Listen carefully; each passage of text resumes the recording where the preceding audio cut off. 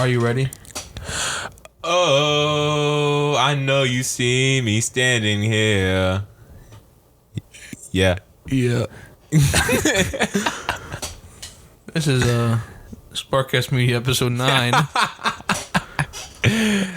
threw you a curveball. You threw me a curveball there. I'm Austin Bradley, joined as always by my co-host Brian Sparkman. You call me Sparky. No. Call me whatever you want. Daddy gets what Daddy wants. I'm gonna call you a bitch. Please don't. Respect me as your co-host. Respect me. All right, I'll respect you. Thank you. Right. You're right. Thank you. You know what I do respect though? That you keep coming back every week. Keep coming back for more. Yeah, I told you yesterday I probably wasn't going to show my face here today. Yeah, because if you listened last week and you heard all the trash that was being talked about fantasy football. You were talking the most trash. If you heard all the disrespectful things coming out of his mouth. I really was not being disrespectful. There was a level of disrespect in what you were saying. I was actually being cautious about what I was guess what? saying. Do you want to tell him what happened in fantasy football? You kicked my ass. I kicked that ass. It wasn't pretty. It wasn't pretty at all. There was a chance I had like Monday night, and then we're gonna get to that. There was never a chance. No, there was a chance. There was never a chance. There was a chance I had Monday night, but nope. We will get to that later during the podcast because that's something I would want to talk about later. All right, we'll save that later. But do you want to tell them what happened in our predictions battle this week for week 5? Oh my God, I was about to cry.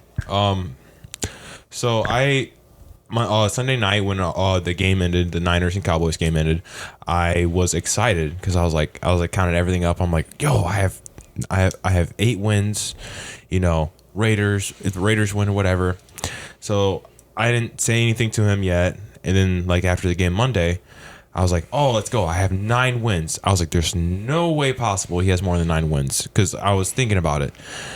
And then I called him, and he's gonna be embarrassed when I say this. He was on the shitter. Mm-hmm. I was, dude. He was on the shitter. I already took care of business. I was taking care of some more. Yes.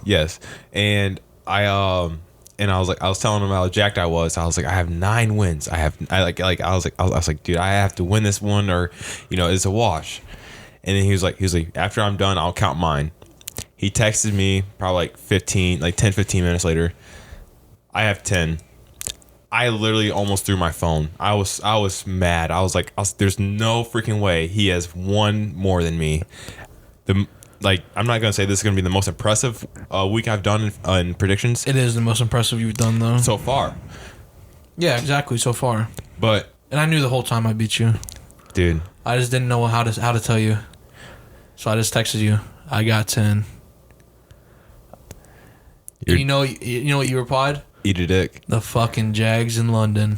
I replied that, and then I said, eat a dick. Well, yeah, that too. That was on Instagram, though. After you had the wrong number when you put that I was up 3-0 and it really was 4-0, so I corrected you on my Instagram story. And then you reposted that and said, eat a dick. Yep, I did. So now I'm up 4-0 on predictions for NFL. And, it was close. You actually made it a close week for the first time throughout this whole thing. Because if we want to recap, we didn't do anything week 1. We didn't do anything week 1. We came back week 2. I had 12-4. You had 8-8. Wasn't really close. Week 3, I had 14-2. You had 8-8. Wasn't really close. Week 4, I had 12-4. You had 9-7. Wasn't really close. And now week 5, 10-4 to 9-5. That was the closest one we had. I have a question. Yeah. So you brought up fantasy right away. Yeah, I did. And then you brought up predictions right away. And yeah. You usually don't do this towards the segments or until we actually talk about it. Mm-hmm. And earlier I was asking you, what's the orders we're doing this? What's the orders we're doing this? Is this why you weren't telling me the orders? No, I'm not going to lie. It's down further. But I just wanted to say at the beginning. After you pulled that curveball on me, I wanted to pull a curveball on you. Oh, okay. That's fair. So, last week, I'm I just beat him, not just in the predictions, as always, but in fantasy football. And now we have to wait till, week 15 to play each other again in fantasy football? Yeah. And I'm going to beat you again then, too. And you're going to have to wait the whole year to try and get one back. No. Yeah, because I'm going to beat you in week 15. Dude, the confidence pouring out of this man is unbelievable. Well, I need to shut this down. This is unbelievable. would you not be confident in the same position? I mean, it would probably I'll be confident, humbled, but no, you would not be humble. Come on now. It's week 14, last week of fantasy. Week 14, okay. Yes. So if it comes down to it, and how we are right now, it's going to come down to it because we're both same record, 3-2. Yeah. Right now, like you said earlier, you have a better. They have you predicted a better percentage to go to the playoffs is at 56 at third, because there's 3 of us tied for third right now, at 3-2, and they have you at a better percentage, and then they have me and the next guy at 45%. So how it pans out right now, I mean, yeah, they have you ranked at third, but if we're at the same record going into week 14, you know. Don't matter. I'm going to beat you either way. I'm getting hot right now. I'm getting hot. I just had my second loss since week 1, so I'm not really like down on myself.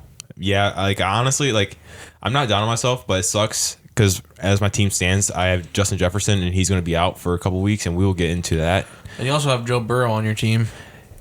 Joe Burrow is picking it up. Is it sustainable though? I feel like it's going to be sustainable. I mean, it was against Arizona.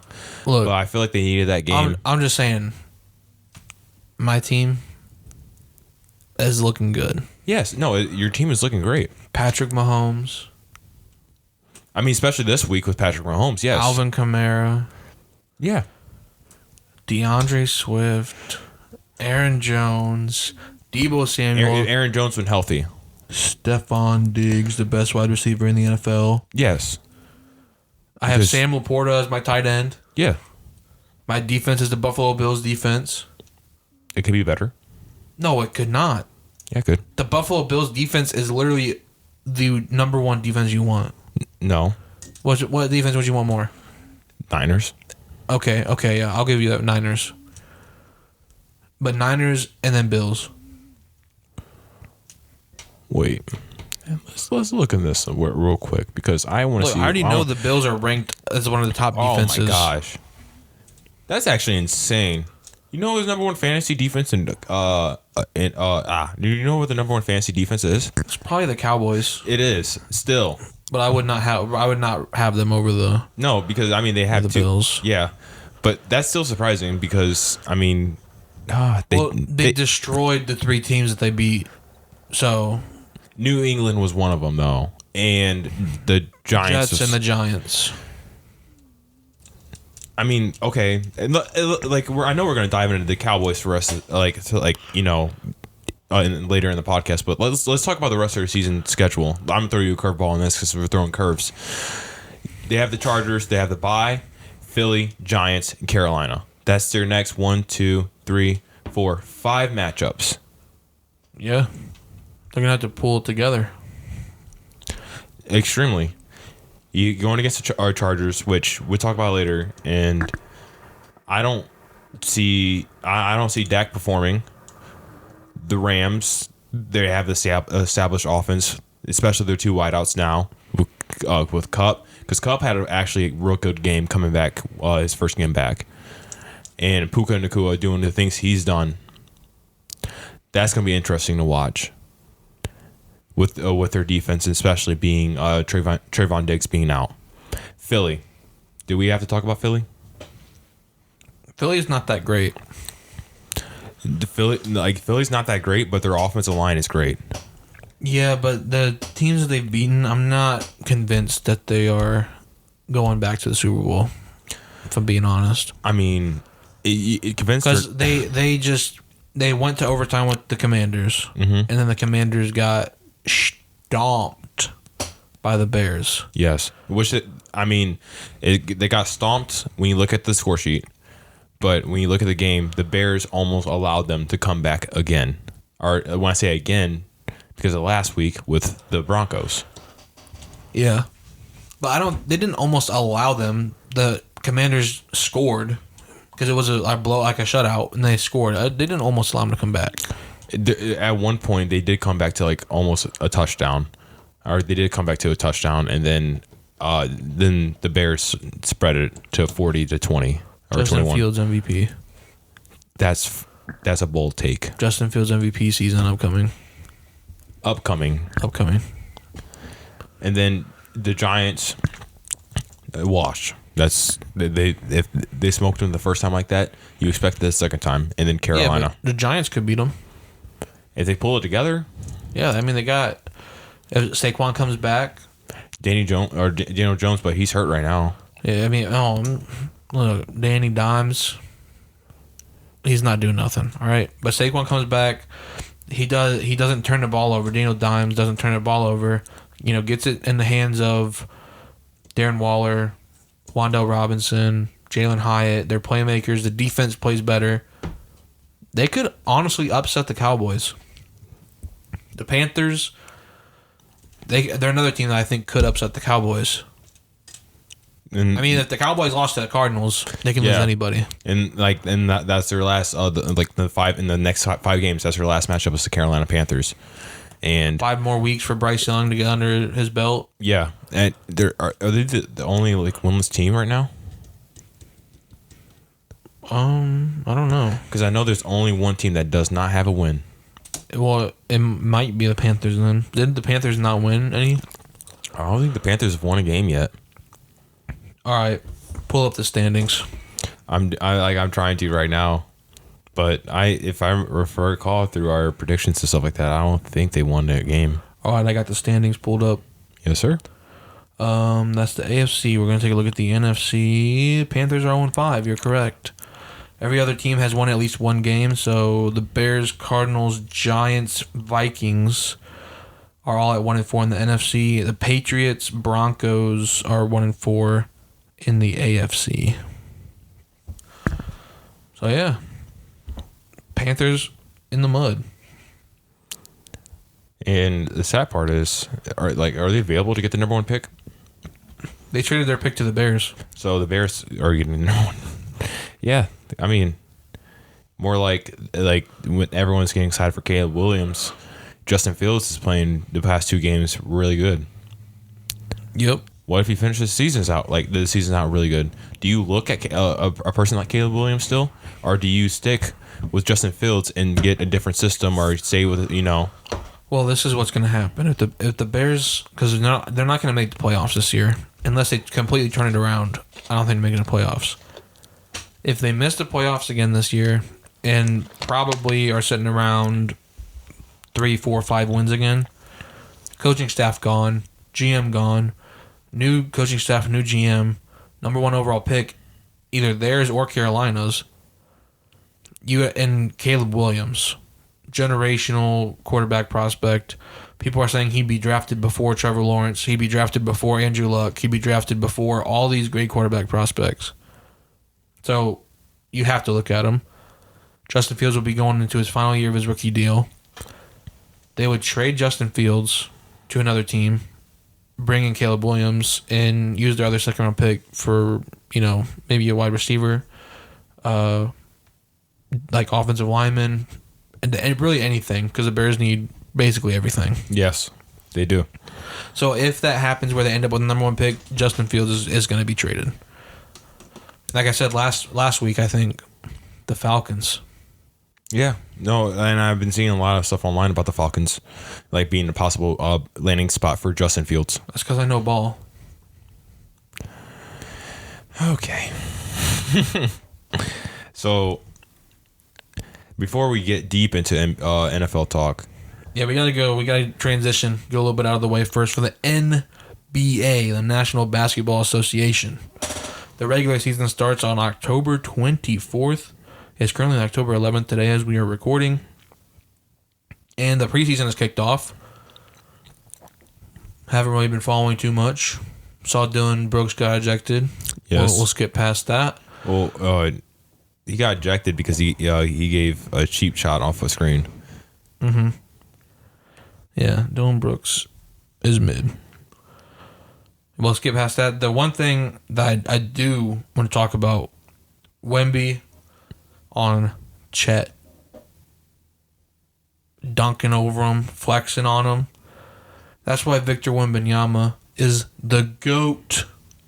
And young prospect. Chet has something to say after that Chet dunk. Is a pussy. He went on X and in a quote retweeted that dunk highlight that Wemby had.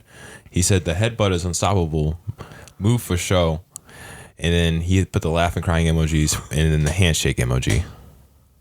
What you need to do is he needs to get off the fucking internet, go to a gym and shoot the basketball. He knows how to shoot. I know.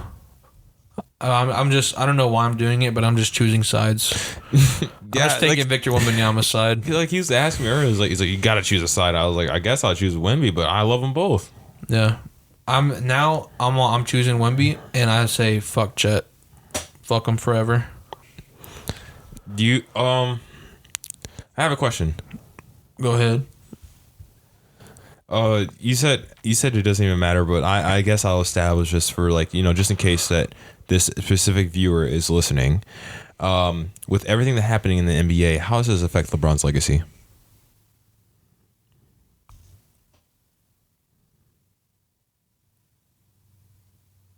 That's how. Yes, I agree. I there's no it's a stupid it's not gonna affect his freaking legacy. He's the number one scorer in the fucking NBA history. Let's just move on. Yes, I agree. On. I just wanted to say that because if he's listening, it feels stupid. Yeah, you are an idiot. I don't know who said it, or do I? You do. All right, I do. He's a chef. Oh yeah. Was not cooking with that question. Nope, was not cooking with that one. NBA bold takes. I'll give a little bit of my insight, but this is mainly for you. Now I'll give you a bold take. I already said it. I'm gonna say it again. The Suns aren't making it past the second round of the playoffs. All right. That's one of my bold takes, but we'll get to that. Take that one to the bank. All right. Someone says Dame wins MVP. No. Straight up, no. Don't know ball. Don't know ball. He don't. Knicks going to the Eastern Conference Finals. I could see that happening. I can see that too. Yep. It's bold, but I can see that. I can see them beating the Miami Heat. Shoot. Jordan Poole drops 50 and is returned to Golden State. I would say don't know ball unless there's baddies in the arena. I say 30 minimum. Baddies 50. That's what I'm saying. There's no way he's dropping 50 unless there's some baddies in there. But I say in his return, he's dropping at least 30. What if he drops 30 minutes, 0 points? That would be legendary. 30 minutes with the baddies. He is now. Look, he will be happy to just show up if there's baddies, bro. Here's the next take. The Orlando Magic makes the playoffs and wins the first round. No. I can see that. Don't know ball. The Blazers will make the playoffs, and then the next comment underneath it, yup, they are going to be better than what people think. I think they will be better than what people are expecting, but I don't think they'll be a playoff team. I think at best they'll be a play-in team. Although the West is stacked. Yes, the West is heavily stacked. De'Aaron Fox leads the Kings to the first seed and wins most valuable player. I could see that happening. That will be freaking redonkulous, and you know what? See, I would love it for the league. I would love it. They probably wouldn't give MVP to De'Aaron Fox, but I could see him having an incredible season and leading them to the first seed. Oh yes, they're phenomenal. I love the Kings. They're phenomenal. And then is it because you like Sac? No. Okay. Wait, what? Wait. Sac. Sacramento. Oh, I mean yes, but I thought you said something else. I said Zach. I was like, huh? No, Sac. You like Sac? I love Sacramento. Big Sac guy? Yes, big Sac guy. Okay. Big sack and San Francisco guy. Next one, the Suns lose in the first round. See, my prediction is actually smarter because I'm saying they're not going to make it past the second round. Yes. Because if they are matched up against like the Pelicans in the first round, that's lunch. That's lunch. That's done. They're getting out of here. Yep. So then they make it to the second round. Then they have to play like the Warriors or the Lakers or something. Then this is a trouble. Yeah, it's going to be more of a road. Yeah. The next take, and this is going to go against like what you just said a couple minutes ago. Chet wins Rookie of the Year and is Defensive Player of the Year runner-up. Don't know ball. Don't know ball at all. Oh my god. Do not know ball. I think yeah. Victor Wembanyama is already the Rookie of the Year by default. You had a different answer, but since that highlight happened, you've been writing a team, and I guess I can respect that now. Look, because there's going to be a rivalry between them two. Listen, Victor Wembanyama is already default Rookie of the Year. Guaranteed, unless there's an injury that takes him out the season, he's already default Rookie of the Year. Just because how hyped up he was. There's no way anyone else wins it if he plays a certain amount of games you need to play to qualify. It's going to be tough because him and Chet, both. And then you have to, like this, you can't really consider Chet in this rookie class, but I guess like since he didn't really play a game, he's considered a rookie. Like the rookies this year are actually pretty freaking crazy. All and consider like Scoot, Look, Chet. This is how it's gonna. Victor. This is how it's gonna finish for Rookie of the Year. Victor's gonna win. Brandon Miller's gonna be second. Scoot's gonna be 3. Chet Holmgren in the mud. And Chet Holmgren is going to probably win Rookie of the Year. No, he's not. I feel like Chet's going to have a better start, especially being with the team he is around right now with Shea and Lute Dort, and then like Darius Baisley, and he has a way better chance to win Rookie of the Year than no, he doesn't. Victor does. No, he doesn't. Victor Wembanyama is the only guy on the Spurs. They're just gonna completely feed him. There's gonna be all the fucking Victor Wembanyama show. But how Shea plays and how those guards in OKC play, they actually involve the bigs, and the bigs are actually a big part of the offense. He's at least gonna get at least 18 points a game. I'm actually being serious on this. My best friend's a OKC fan, so I've seen like all like OKC games. Sam there. Shea's a really big part of the offense, but he gets the bigs involved, and Lute Dort is developing, but he's the same way. Lute Dort, I feel like honestly has the potential to be the ceiling of a Paul George if his offense gets better. I'll say this: if you think that Chet is going to win Rookie of the Year over Victor Wembanyama, and I do, and you're not a Thunder fan, I'm not. I'm a Heat fan. You don't know ball. And on the next note. Yeah, on the next note, I have some ESPN. No, I have one more take. Oh my gosh. Dude. Don't know ball. I already can tell. I can already tell. Oh, yeah, you should know this one because I already said it already. Boston will get a banner 18, but the bold take is that JB will be the finals MVP. Yeah, that's not happening. Move on. Because it's Kristaps Porzingis. Yeah, they're gonna win, and Jason Tatum's gonna be Finals MVP. But now I'm gonna move on to what I've been having here on my phone for a minute. The ESPN released their predictions for the wins, and here I have the top 10, so that this is gonna be like the playoff teams and then the play-in teams as well. I'll start over in the East. At the 10 seed, they have the Indiana Pacers with projected 38.6 wins. Then the number 9 seed, the Nets with 40. The Raptors at 8 with 42.7. And the Miami Heat at 7 with 42.7. So if their predictions are correct, they have the Pacers, Nets, Raptors, and Heat as play-in teams. Then the top 6 seeds, so playoff teams. Number 6, they have the Atlanta Hawks with 43.8. Number 5, they have the New York Knicks, 44.6. 4, they have the 76ers, 46.9. Then Bucks with 48.5. Cavs with 48.6. And then number 1 seed, Celtics with 54.3 projected wins. Thoughts? Agree? Disagree? I feel like Atlanta's going to be a play-in team. Oh, okay. So I know who you're going to say, but who would you replace them with? The Heat. Yeah, exactly. The Heat are going to be the 9th seed. Yeah. And we'll move on to the West. Same thing. Clippers down here at number 10, but projected 40.3 wins. That's a high 10th seed. Yeah. So, like I said, the West is stacked. The Mavericks are projected to be the 9th seed, 41.4 wins. Lakers are the 8th seed with 41.5. Kings 43.1 at the 7th seed. So the play-in tournament would look like Kings, Lakers, Mavericks, Clippers. Thoughts on that so far? I think the Kings are going to be up. They're higher in the West. I don't think that they're going to be in the play-in. I disagree on that one. All right, well, let's look at who's... I see the Lakers being more of a play-in team, but... Let's see who is, according to ESPN's rankings predictions, who is in the playoffs. At the 6th seed, they have the Pelicans, 43.2. What? Okay. The Suns are the 5th seed, 43.5 wins. Okay. Warriors at 4, 43.7 wins.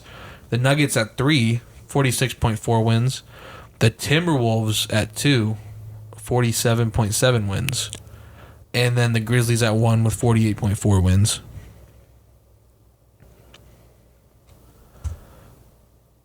Yes. Are you pulling a bold take, or like is this like a? No, that's legitimate. Like here, they legitimately have the Timberwolves up there.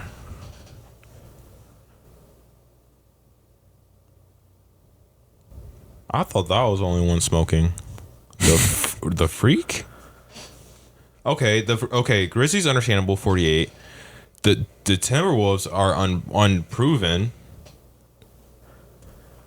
The Warriors can sneak up there, especially the guard play they have.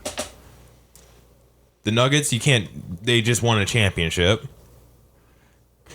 The Suns are the Suns. Their lineup looks unmatched. But the Pelicans at 6, not even going to the play-in.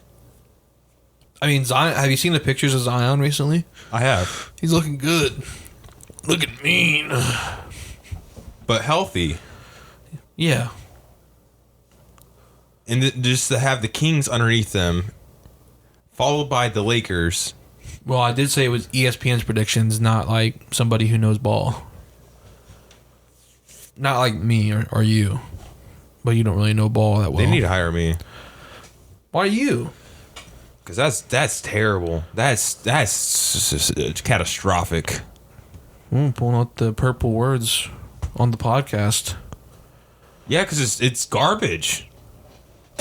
Well, I guess that's a bold prediction. That prediction like that is bold. That's so garbage.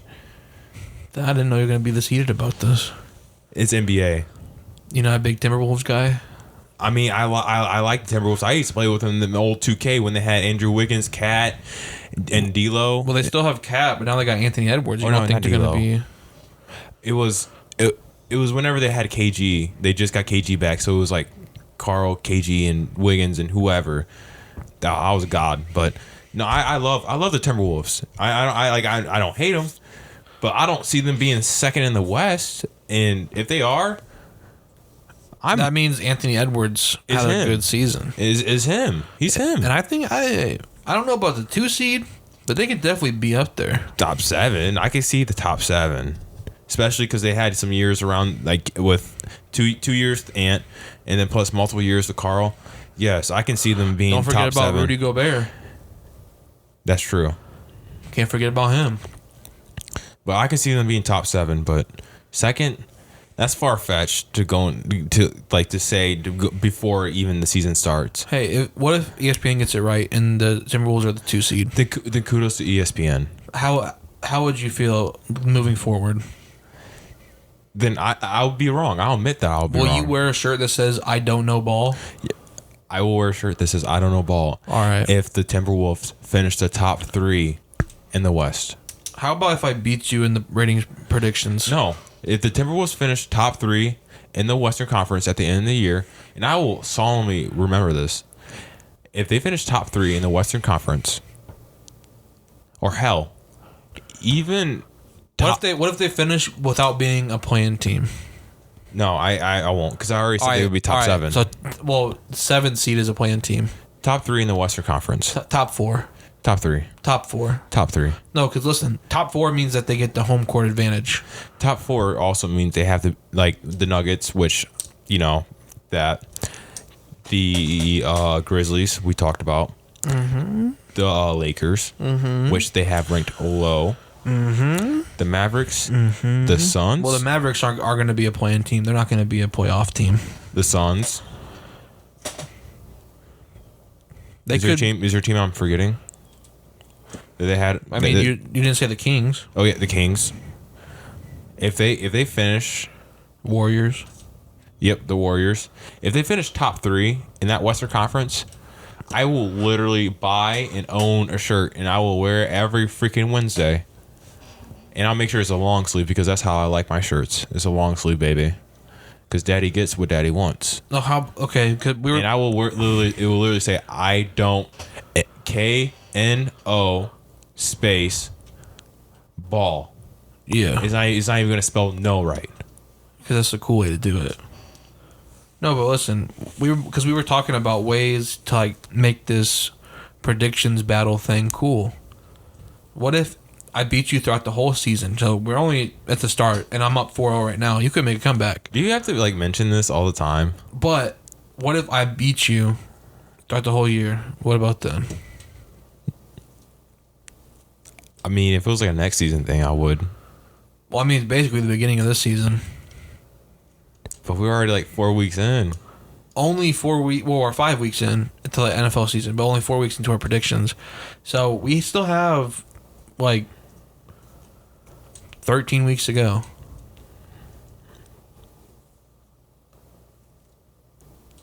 I need to see this. It's gonna be a tough comeback, dude. That's the thing. Dude, all you have to do is win 4 times within the next 13 weeks. And I have to cover that spread, though. All right. Do you know ball or not? I know ball. If you know ball, you should be able to beat me. Dude. Do you know ball? Yes, I know ball. Do you want to make that bet? No. All right, you don't know ball. Not confident in your ball knowing You're skills. putting me on the spot, dude. I have no time to think about this shit. See, this is the only podcast where you can find somebody who knows about ball and somebody who only plays with balls. And you're the one who plays with balls, by the way. Okay. Well, is there anything else you want to add for the NBA before we move on to the NFL? And then I beat you in a predictions battle again.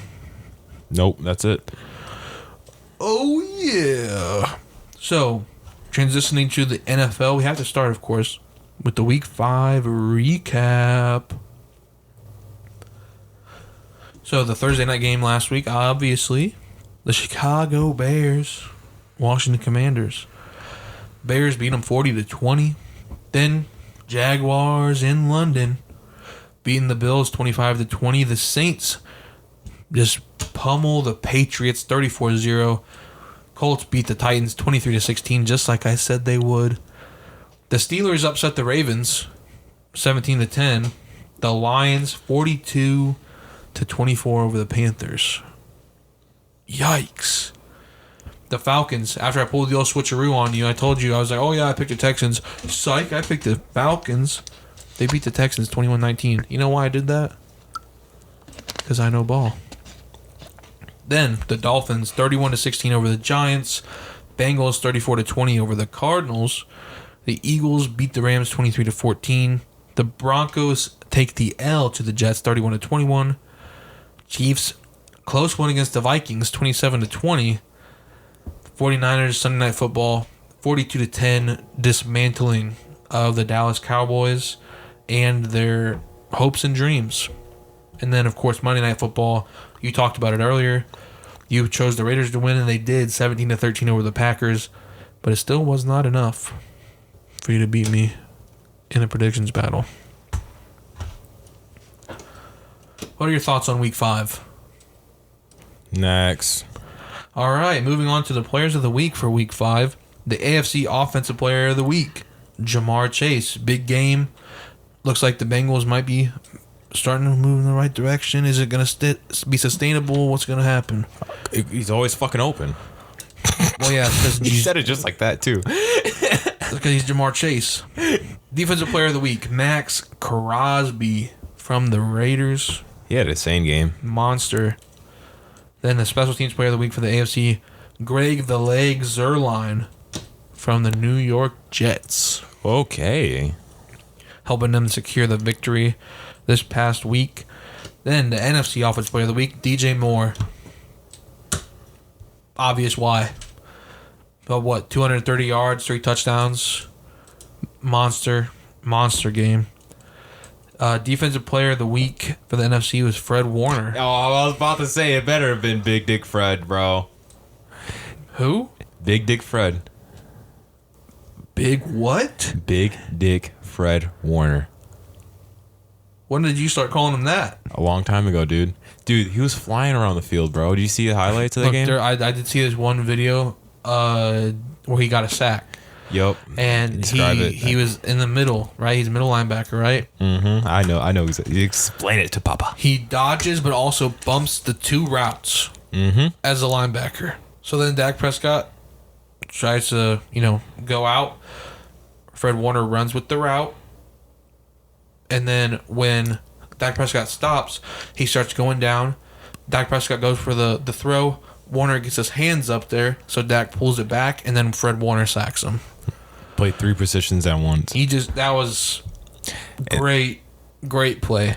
In the game, in the first or second quarter, he was running out on a route, or there was a wide receiver, not a tight end, and a wide receiver who ran out on a deep post route, or not deep post, deep corner route, and he had like 1 or 2 steps on Fred, but Fred Warner being a linebacker, do you think that he should be relatively close to covering that?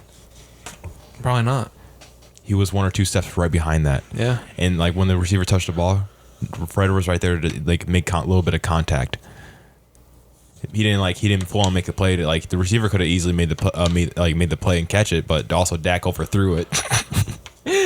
Well, that definitely helped out. But yeah, Fred Warner was keeping up with them. And I might be mad about this next one about the NFC Special Team Player of the Week. NFC Special Teams Player of the Week is Blake Grupe.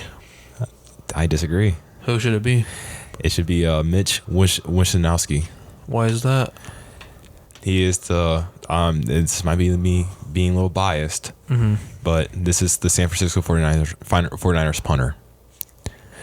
He's Australian. He had an insane 2 punts, and I specifically remember this one punt specifically.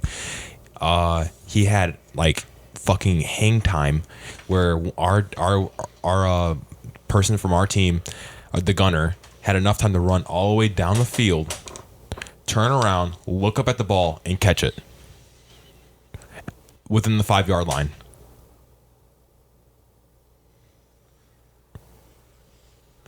He has an insane hang time. And he also had a punt that drew him into the within the 10-yard line again in that game too. He's so impressive, and this is my second time watching him punt, and my first time was whenever they did the Steelers. They played the Steelers this year, and the first time I watched him punt against the Steelers, I was like, he has insane hang time. It's the ball is taking at least 5 seconds before it comes down. And when I saw that game against the Cowboys and that guy caught it, that's impressive. That's impressive enough that you punt it high enough that the person from your team, not even the fastest person on your team, went down there, turned around, and caught it. He was a punt returner. Yeah. Well, he didn't win it, so unfortunately, he will win it though. He will. He might. Blake Grupe though, special teams player for the NFC, player of the week. And so now it's time to consult a professional. Already time to consult a professional. There's a lot of injuries that happened this week, but obviously we don't know anything about it. We don't have PhDs. Neither does this guy, but he's still a doctor somehow. Maybe he got a certification online. Maybe he paid, New Prairie. Maybe he paid, $20 on the black market for a PhD. That's too much. I'm cheap. Please welcome in SparkCast Media's resident doctor, Dr. Spark. Yeah, the best fucking doctor in the planet. Let's go. We got 11 injuries coming in this week. Ooh. 11. That's hefty. Because usually we would have like between 5, 6. Now we got 11. Yeah, and this is not all the injuries that happen, just 11 that we have here to talk about today. Yes, and these are just players that play or main factors on the team. JJ, hamstring strain. Big factor on me, have him on fantasy. He's going to be out for at least minimum 4 or 5 weeks. And that's just them playing it safe and stuff because they want to hold back on his injury, I guess. Yep, they put him on IR, so he's out for at least 4 weeks. We have Anthony Richardson, sprained AC joint. Son of a bitch. And before I dive into any other players, and like you being a Colts fan, this is his 3rd time, right? 3rd time getting hurt in the game. Yep. What is your takes on like Anthony Richardson so far? Like, and it's like his, like, you know, he's proven dominant, but he's starting to get like to that point. It's like, oh, stop getting hurt. What's your takes on that? Look, he has all the talent in the world. He does. He can throw the ball. He's been very accurate. Even in the game against the Titans, he was very accurate. And, you know, but he also is a very, dangerous runner. He can definitely run. And with all rushing quarterbacks, I feel there comes a time in their career where they get injured and get hurt and banged up, and they kind of, you know, start to learn. But they take a slide or get out of bounds and stuff like that. Can I add something? What? And like being how big he is and stuff like that. Even when he doesn't like run, and you say earlier, like you guys are like least like taking sacks. Say if there's an instance, you know, like there's a broken play and like he takes a sack and stuff like that, you know. Like being a defender and how big he is and stuff like that, defenders are not going to take it easy on him like how any other quarterback, like a Russell Wilson or Zach Wilson or, you know, or like Bryce Young. They're not going to be like they're going to like be more like act like he's a running back like a Derrick Henry or you know, a tough, like, because he's a tough player. He is. He's better than Derrick Henry in every single way. But yeah, to your point, like, he is a big guy, and the thing with he's been compared to Cam Newton, and with Cam Newton, when he was running, he would kind of dish out punishment. Yes. You know, he would hit the defender. Yeah. Anthony Richardson, so far in his NFL career, has not really done that. He's been more of the one taking punishment. Yeah. So I think he needs to do a little bit more of dishing out punishment. You know, trucking over a guy, putting his shoulder down into him. Wasn't Cam Newton like 22 when he came in the league, or Anthony Richardson is 20? So like I like right now I don't expect that from him because like being young in this league, like your mind says like, oh, I can evade him more. Being his size, you're right. He needs to be more engaging to it and stuff like that. And I feel like he's gonna have that mindset a year or two from now when he gets a little bit older. Well, I think he's gonna have it in his sooner. body. I think he's gonna have it sooner because this is the 3rd time in 5 games that he's been able, like, he had to leave for a little bit. You just like also think about it too. Like he hasn't even reached his full NFL body because in NFL your body transfers massive. So like within the next 2-3 years, we're going to see Anthony Richardson get bigger, and like, you know, it's gonna be like he's gonna, I can see him like you said, like he's gonna be more engaging to that stuff, and it's gonna be more exciting to watch. Yeah, like I think he's gonna transition more in a way of a Josh Allen, where Josh Allen now he's primarily throwing the ball. Yep. And even though he makes the mistakes with the interceptions and everything, Josh Allen can still throw the ball, but he also can run, and we've seen it. Like we've seen him hurdle over a guy. So I think Anthony Richardson is going to probably take more of that approach, but he just needs to dish out punishment if he is running, and you know, not just take the hit. You know, try to counteract it a little bit. Yeah. And then also slide down. I think another thing, get out of bounds. You know, don't take unnecessary hits, stuff like that. I think he'll learn it. He's only young. So people are acting like he's injury prone through 5 games. Like, yeah, he's left 3 of the games, but it's just he's a 20-year-old in a grown ass man league, especially going against defenses like you're not like you have your Jalen Carter and your like Christian Gonzalez at the time or whatever, like those young defenders, but they're like they're going against like people that are 26 years old, been in the league for years, and dabbled in with people that have been in the league for a year or two. Yeah, it's a dog league. It's like defense. Like that's why I say it's really hard for a quarterback, because you're going against people that are like mixed age, mainly 26 plus, dabbled in with the young players, key players. Yeah, I definitely think he'll be fine. People acting like he's injury prone. Through 5 games, he's been banged up 3 times. I understand like the concerns, but it's only 5 games. Like, this is not his whole career. Now, if he's sustained these injuries while he was 25, 26, now you should be worried. Yeah, he's young, and none of these injuries have been super serious either. They haven't. Like this Concussion one, he's protocol. You have this AC joint. Yeah, he has an AC joint. He's on an IR now, but it's not like serious. It's not surgery. No. So yeah, it's just an AC joint. It's sprained. We're gonna get to the next one. Matt Milano, broken leg and knee surgery. Yeah, nasty injury. You wanted to say something about about the London games and stuff like that. Yeah, so there's a lot of Bills players that I saw. I don't know if any Jaguars players said anything, but they said that the turf over there was like playing on concrete, and there's a lot of injuries to Bills defenders during that game.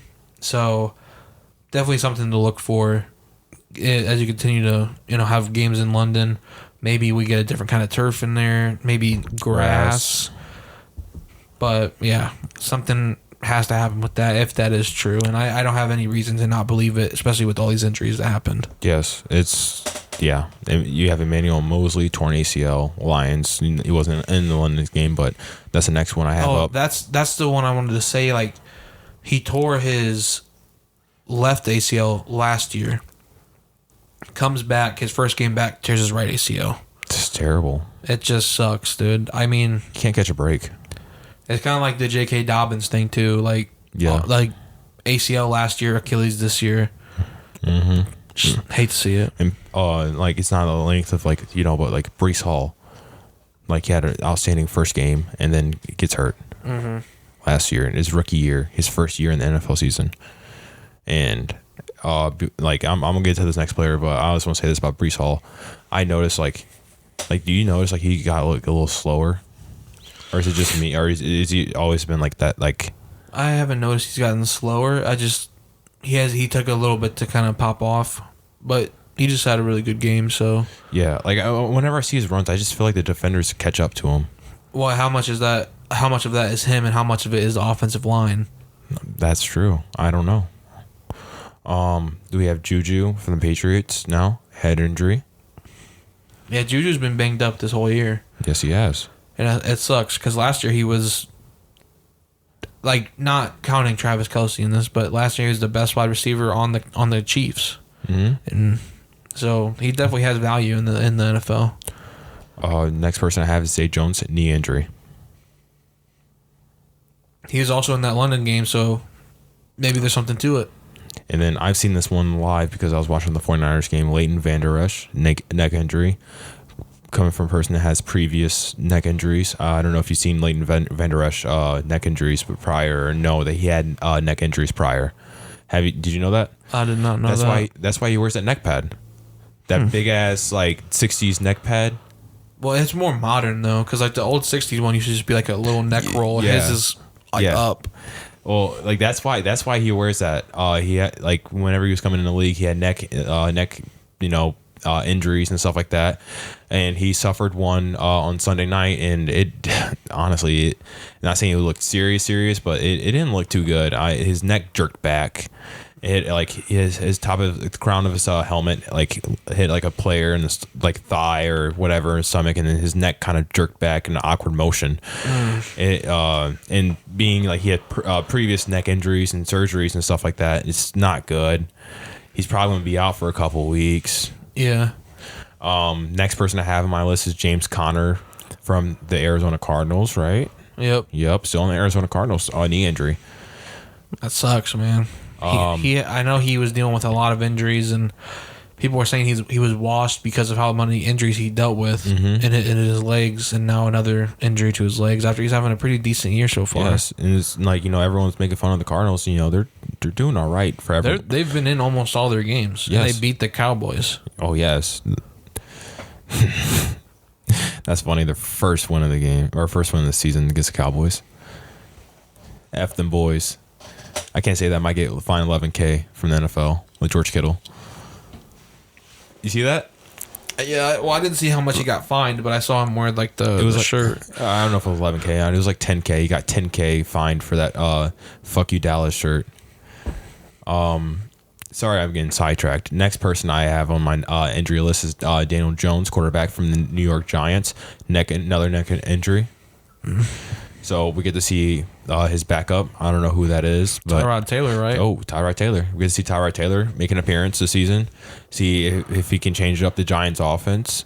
I mean, if he comes in and they start playing well again, why not? You gotta look at the Daniel Jones contract he just gave him. They're stuck with him for another year. Then they have a potential out next year. So there's that. Tank Dell, concussion protocol. Yeah, that sucks. He was having a really good rookie year, and I have him on fantasy as well. I do have a pretty decent amount of good wide receivers, so not really that as much of a problem for me. But just seeing him in the Texans lose him for however many weeks this is gonna take, it just sucks. Because he had a great connection with CJ Stroud. Minimum one. I'm with concussion, but you never. But you sometimes see it 2 week. You could see more depending on how serious a concussion is. Yeah, but usually, I don't know, concussions 1 or 2 weeks, depending on severity. Because it's your head. It's your head at the end of the day. Yeah. Well, your brain. Yes. So. And then last but not least on my list is Elijah Vera Tucker. Yep. Torn Achilles. Out for the season. Jets lose another starter on offense.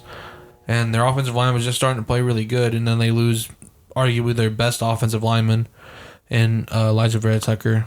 So that sucks because they were just starting to look good. And Zach Wilson was starting to play a little bit better. And maybe the Jets could have went on a little bit of a run at the end with their defense and everything. And you lose Elijah Vera Tucker. It sucks. So that's our Dr. Spark segment of this week. That's kind of a sad segment. It's a lot of injuries, dude. Damn, 11. And that's just based. That's just the ones that we have down. Yes. That sucks, dude. I mean, is there what other things are we going to cover? We need to cover here because I have some more stuff to cover. Well, I only have 2 more things, so I'll let you take the reins for a little bit. Okay. I wanted to talk about a little bit of the Cowboys game on Sunday night. The Cowboys 49ers rivalry sparking back up. Do you think the rivalry is sparking back up, or do you think it's just all, whatever? Well, to have a rivalry, both sides have to win. Yes. So, I think part of the historical thing goes into it, and they're obviously 2 good teams, goes into it having a rivalry. But if the Niners beat them last year in the playoffs, beat them the year before in the playoffs, beat them this year in the regular season, maybe they beat them again in the playoffs, it's not really much of a rivalry, to be honest with you. And Micah Parsons and Debo were going back and forth on social media. Were you seeing that? I did not see what was happening, but I did see that they were going back and forth. Yeah. Micah was saying that if we see you guys later in the season, it's going to be a different story. Later in the playoffs, and then Debo responded back, "You don't want to see us in the playoffs if you guys make the playoffs." Yeah, I mean he's right. I mean Micah Parsons is confident in his team and his ability, but I mean we just saw the Niners stomp them. Mm-hmm. They're not getting Trayvon Diggs back. They might not have Leighton Vander Esch.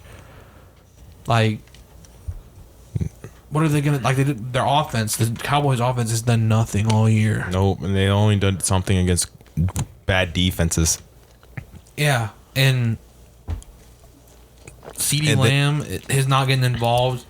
And somebody was asked. I think it was like the coach or something was asked. It might have even been Jerry Jones was asked about getting CeeDee Lamb more involved. He's in a contract year. He's obviously a very talented wide receiver. And they're like, no, we don't need to get him involved. We're going to spread it out evenly to everybody. Like, you literally just look at this past week with the Bears and the Bengals. Get your number one receiver involved, and you win. Yeah. So, I don't know how far the Cowboys are going to make into the playoffs, if at all. So, we'll just have to wait and see. And if they make the playoffs, they're not gonna be one of those strong teams that they're gonna be a strong team, but they're not gonna be one of those strong teams that are gonna be a higher seed. They're gonna be like a lower seed team. And if they lose the division to the Eagles, they're automatically their best they can be is the 5 seed. Yeah. Which most likely they're going to be a 5-6 seed. They could end up winning the division, but Eagles so far are undefeated, and they just find a way to win. Like I said, I don't think they're very impressive, but if they just keep finding ways to win and not losing divisional games, then that's all you need. Yeah. Next one I wanted to touch up on, we talked about the Patriots last week, is the Patriots offense with Mac Jones. Will he finish the season as a starter if this keeps on going on? I mean, who else are they going to get? There's at one point being Bill Belichick. It's like this guy is stinking it up the whole season. They gonna put Bailey Zappi in there? You got to try something. There's been multiple times that a quarterback has done nothing throughout the season, whatever, and they're like, okay, we're just gonna sit him out because we don't want him getting seriously hurt or whatever. We already have a lost season. And the backup comes in and does better. Now, not what are they going to get from free agency though? Carson Wentz. They're going to bring Cam Newton back in. That's the thing. It's like I don't see much of them doing, and I don't see Mac Jones being. I'll tell you what. I know ball. Yes, sir. If the Patriots are serious about still trying to make a run at the playoffs, there's a team out there that has a quarterback in the final year of his contract who is better than Mac Jones, obviously. And this team is kind of a wash season for them. They just lost their best weapon on offense for at least 4 weeks. Their record's 1-4. Patriots could go out and trade for Kirk Cousins. I was seeing some Kirk Cousins trade rumors and around here. And guess what? I just want to say this. I know ball. I said it last week or the week before. I don't remember which one, but I know I said Kirk Cousins to the Patriots or Kirk Cousins to the Jets. So I do know ball. I would like to see Kirk Cousins on the Jets.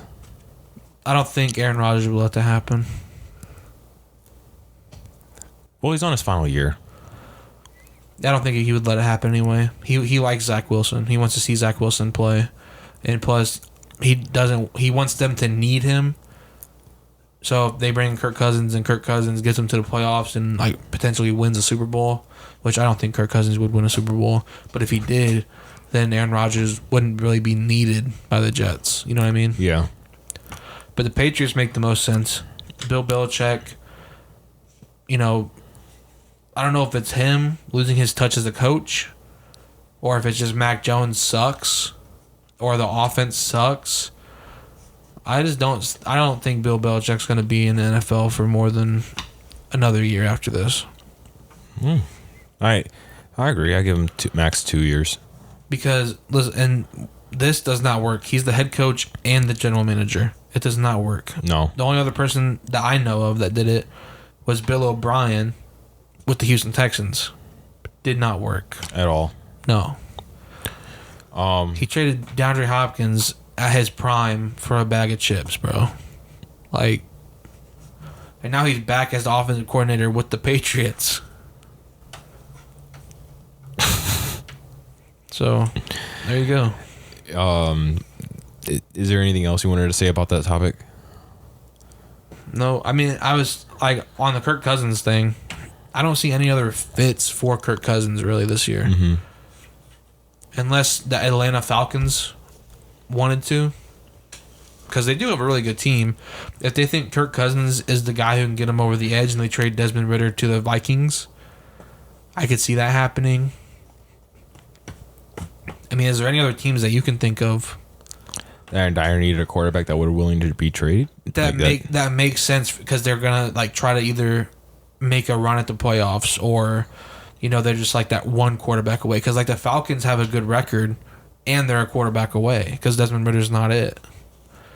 The Steelers, maybe. Yes, the Falcons, Steelers. But I don't know if the Steelers are because Kenny Pickett hasn't played terrible. It's just their offensive coordinator Matt Canada sucks. Titans. No, they wouldn't. They already got Ryan Tannehill. So if they need to switch quarterbacks, they'd just go with probably Will Levis or Malik Willis. If he's even still there, I don't even know. I mean, they wouldn't do that to the Raiders or to Jimmy Garoppolo because he just got a massive contract. We talked about that earlier. Hashtag overpay.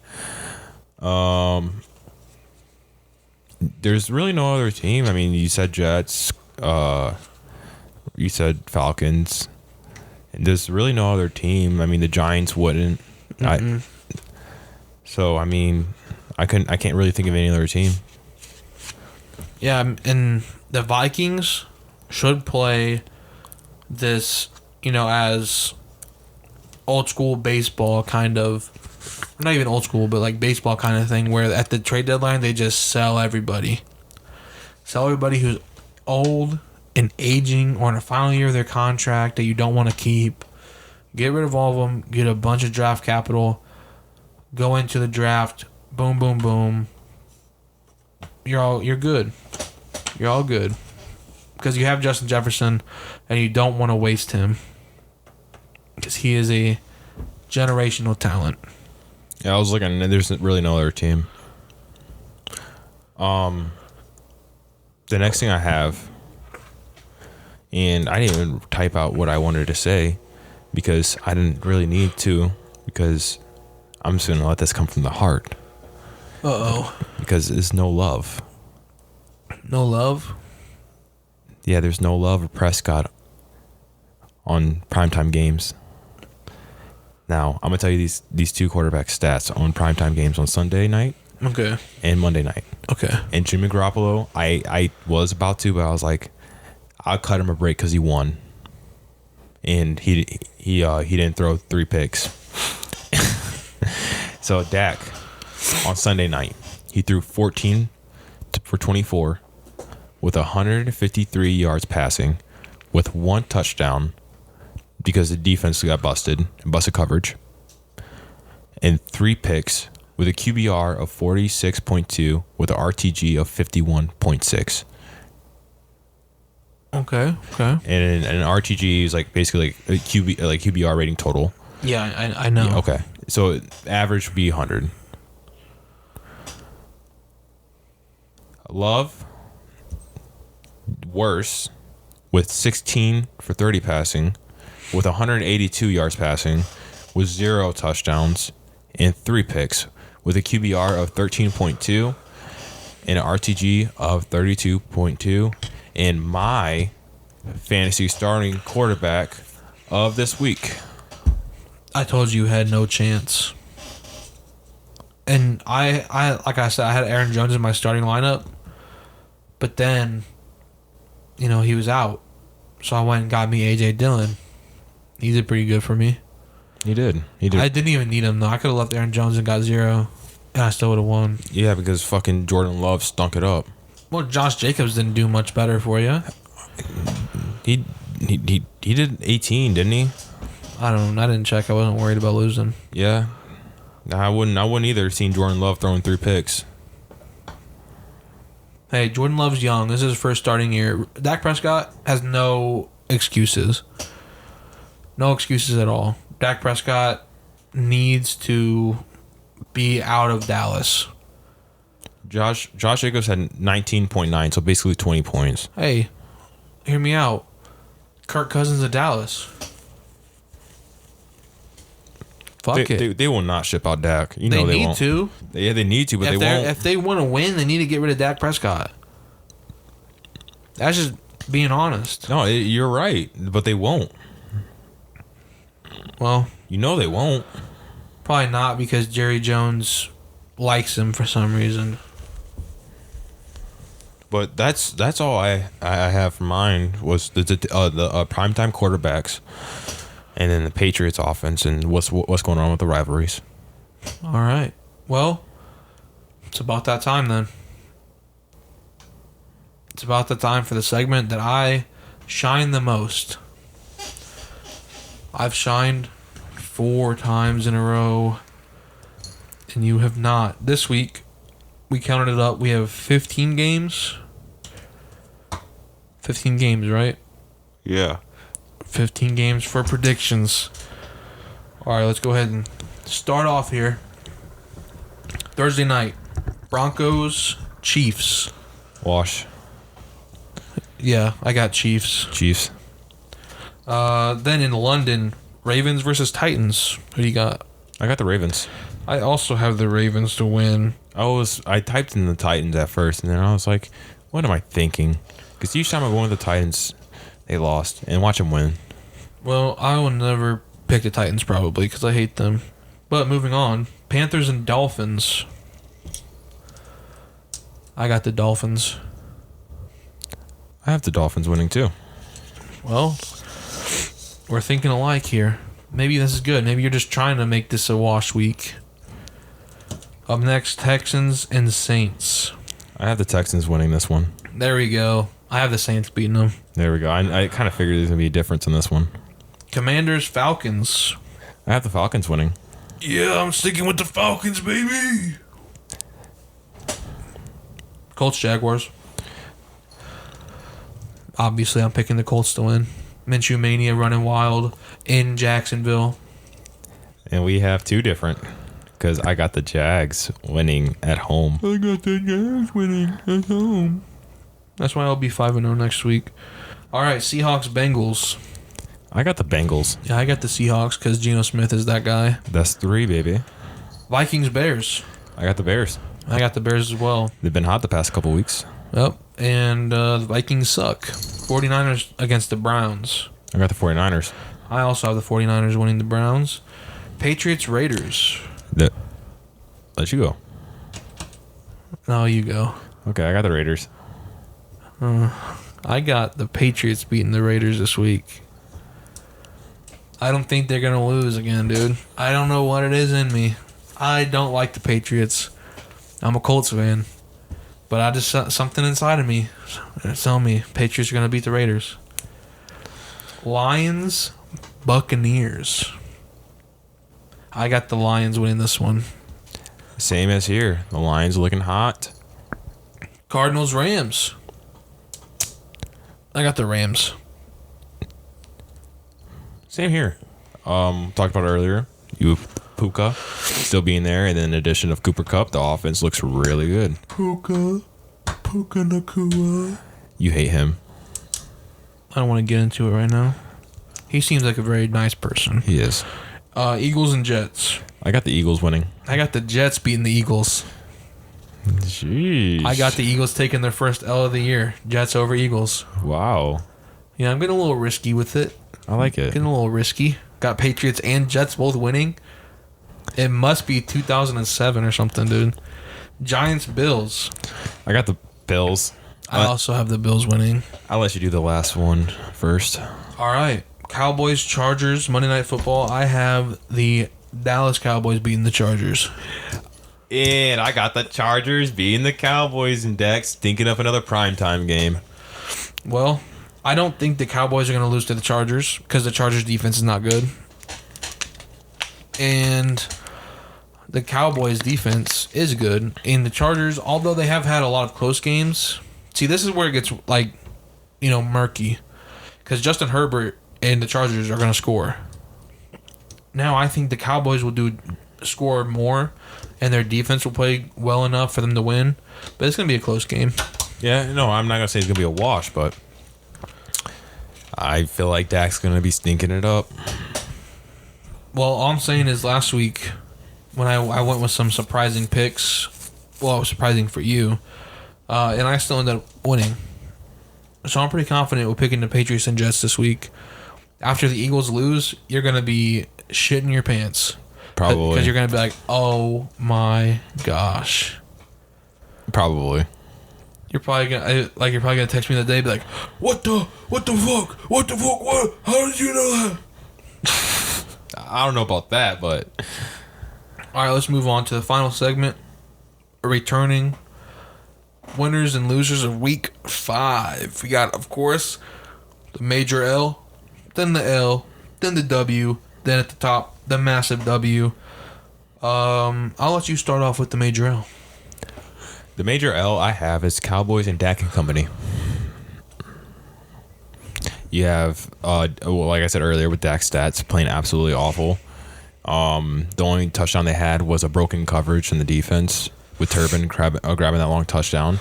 That was their only best play on offense, was that play. Defense, they couldn't do anything to stop Brock Purdy in the offense. George Kittle, 3 touchdowns. Christian McCaffrey extends his streak from touchdowns a game, I think, to 14, right? I have no idea. I think it's 14. He extends his streaks of touchdowns since he's joined the 49ers, too. Because he's joined, like, since the first game he's joined the 49ers, he's scored a touchdown. So, he extends that streak.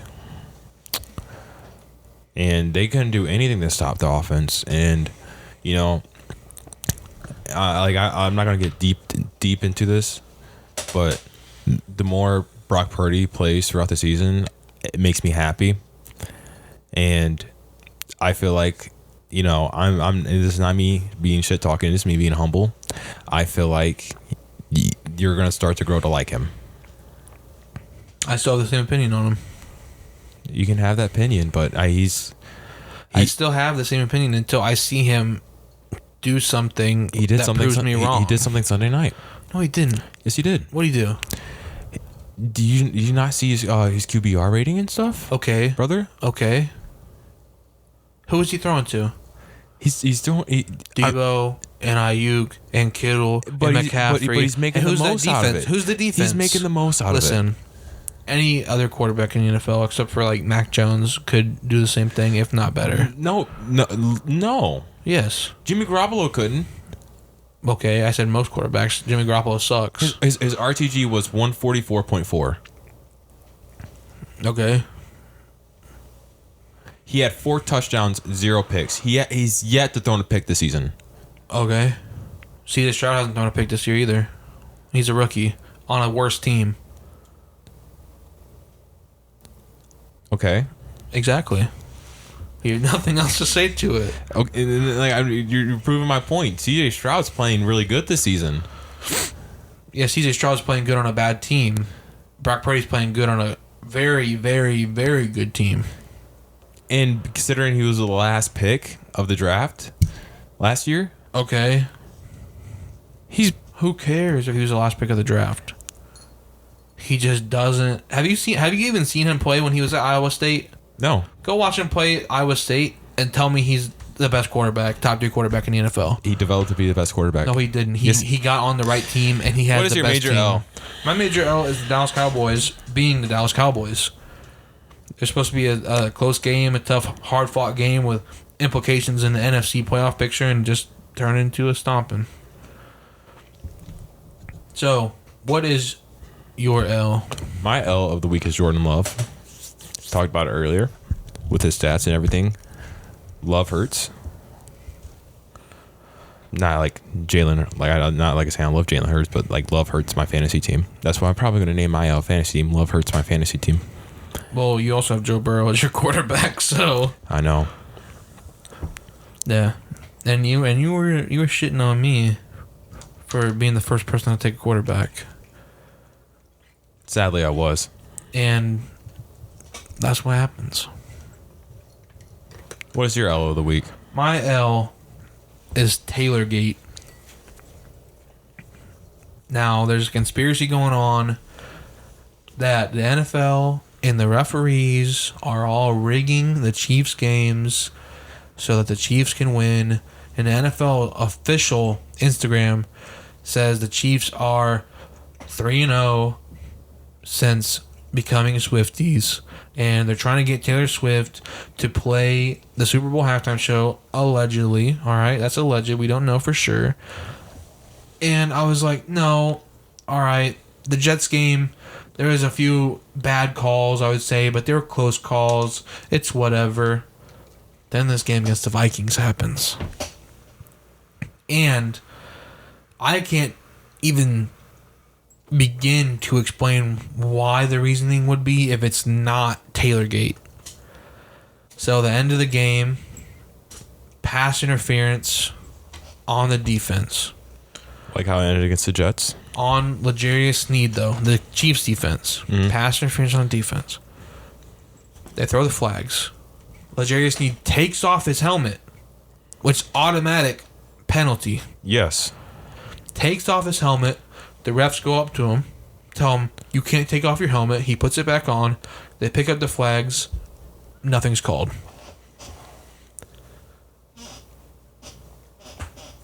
Tell me why. Is it because the refs suck, or is it because Taylorgate? You let me know. They definitely favor the Chiefs. I mean, yeah. I don't know if it's, actually a conspiracy that they're trying to, make the Chiefs be undefeated since becoming Swifties, or what's going on. But something's going up, and that's got to be my L, because I saw that and lost my mind almost. I mean, I could see it. I mean, they're making a lot of money and revenue off this, like off the Taylor Swift and Travis Kelce thing. So it wouldn't put it past me if they did that. And I'll say this too: they've been trying to tap into that young female market for the NFL.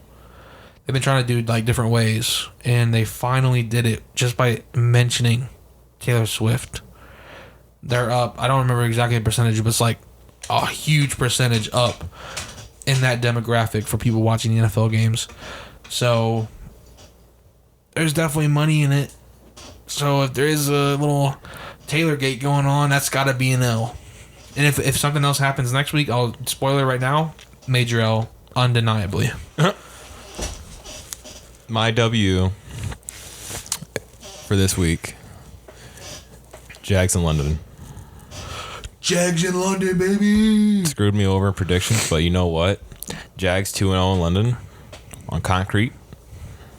They got the job done, and I mean, thinking about it, I should have went to Jags in London because they're already there, no jet lag or anything. So, and honestly, thinking about it, I kind of want to change my predictions, but it's already too late. Which one do you want to change? We'll do it live right here. I'll see if I'll throw the flag on it or not. The Colts and Jags. You want to pick the Colts? Yes. I'll allow it. I'll always allow that. I'm changing. This is a live change. I'm changing the Jags to the Colts. Yep. And if we have any other changes, we will put it somewhere out on social media to tell you that we did. Because I was joking with them because I was like, I'm going to choose the 49ers to beat, or the 49ers to lose to the Cowboys. Because I was talking shit to him because of Brock Purdy. Yeah. He always tries to defend Brock Purdy. Obviously, I know ball, so I always have the reasons to why he's not that good. But, yeah, I was joking. Luckily, I did not put it anywhere. I told him post it. I was like, if you're bold about it, post it. It was just a joke. It was just a joke. Just a funny little ha-ha moment. My W of the week is the Bengals. Bengals getting back to the Bengal form. But against the Cards. Well, you got to start somewhere. You do. Bengals looking good, but they're not my massive W, because my massive W is the Chicago Bears. DJ Moore and Justin Fields, more specifically, great games by the two of those players. And, of course, it was on the same day that we lost a legend in football, Dick Butkus, and the Bears go out there and have a tremendous performance. That's got to be my massive W this week. It only took a legend for them to perform. All right, let's not start this, all right? Let's not start this. My massive W, and specifically from the Bears, is DJ Moore. 8 receptions, 230 yards with 3 touchdowns, and his longest being 58 yards. And he averaged 28.8 yards a catch. Yeah, massive game. The massive game, and worthy enough for massive W. Massive W, and also NFC Player of the Week. Yeah. So, yeah, I mean, I definitely... I had the whole Bears team there because they finally got to win. I mean, they were on the losing streak. They lost like 14 games in a row going back to last year. But Fields and Moore in parentheses because they played tremendously. I mean, if I'm going to consider like a runner-up for massive W, since I got DJ Moore, Jamar Chase too. I'm not going to be like, oh, that's my 2, but runner-up. It'd be a runner-up. I mean, like close runner-up. He had 15 receptions. Yep. He had less yards, 192 yards, with also 3 touchdowns, and his longest being a little bit longer to DJ Moore's, 63 yards. And he averaged 12.8, which DJ Moore averaged 20, I said, right? Yeah. I think you said 28.8. Yes, 28.8. That's insane. Yeah, both had very great games, but yeah, DJ Moore just slightly better. Just less receptions, more yards, more averaging, and same touchdowns. Well, that's going to do it for us this week, I believe. Good. I got a booger in my left nostril. All right. With that being said, make sure you do follow us on all the social medias at SparkCast Media for all of them, except for one of them is at SparkCast M, but I don't know which one off the top of my head right now, to be honest with you. I'm pretty sure it's Instagram, SparkCast M instead of SparkCast Media. But yeah, follow us wherever you go. Just search it up. Listen to us wherever you find your favorite podcasts. And, Brian, send us home. Hasta la vista, baby. What the hell was that? You want to send us home the right way? Thanks for always listening to us. Local. No. Say something that the people are going to remember. 2 in the pink, 1 in the stink. See ya. Really?